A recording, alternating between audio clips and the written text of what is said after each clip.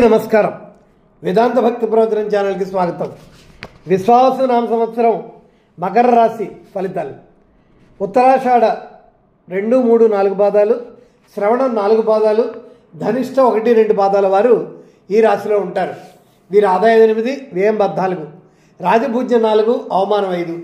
ఈ రాశి వారికి గురుడు మే 15 నుండి షష్ఠమ స్థానమైన మిథున రాశి యందు సువర్ణమూర్తిగా చక్కని స్వచ్ఛమైన ఆరోగ్యాన్ని, శత్రుజయాన్ని కలిగిస్తారు.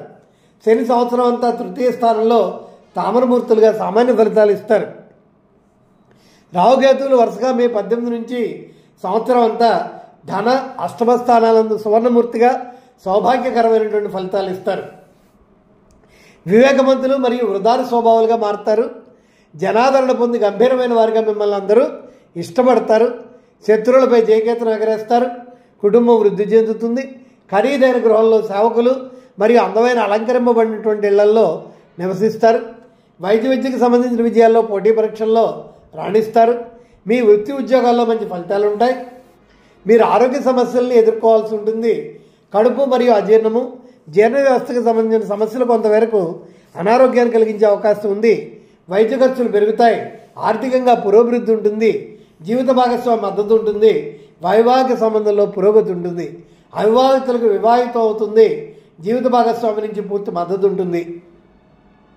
వ్యక్తిగత విషయాల్లో సరైన నిర్ణయం తీసుకునే సామర్థ్యం, ధీటుగా శత్రువులను ఎదుర్కొనే సామర్థ్యం ఉంటుంది. వృత్తి, వ్యాపారం కూడా పురోగతి చెందుతుంది. ఉద్యోగంలో పదోన్నత అవకాశాలు ఉన్నాయి. డిసెంబర్లో ఆరోగ్య సమస్యల మీద దృష్టి పెట్టాలి. శని సంచారం వల్ల అత్యంత సానుకూల ఫలితాలే ఉన్నాయి. సంవత్సరం పొడవునా ప్రయాణాలు ఉంటాయి. విదేశీ ప్రయాణాలు కూడా చేస్తారు. ఉద్యోగ విషయంలో బదిలీలు ఉంటాయి. మతపరమైన విషయాల్లో ఆసక్తి పెంచుకుంటారు. తోబుట్టువుల్లో ఆరోగ్య సమస్యలు, వారితో మీ సంబంధం సుహృద్భావంగానే ఉంటుంది. మీ సంతానం పురోగతి సాధిస్తారు. శ్రేయబంధం విస్తరించుకుంటుంది.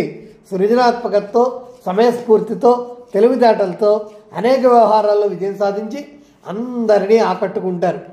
మీరు ఆహారానికి సంబంధించిన సమస్యలు లేదా శారీరక సమస్యల్ని జాగ్రత్తగా చూసుకోవాలి.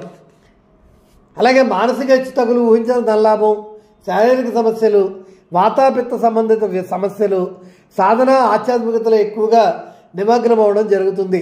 శనివారం శ్రీ వెంకటేశ్వర స్వామి సుప్రభాతం మీరు పఠించిన, శ్రద్ధతో విన్న దివ్యమైన అనుభూతి కలుగుతుంది. ఈ రాశివారి అదృష్ట సంఖ్య 8.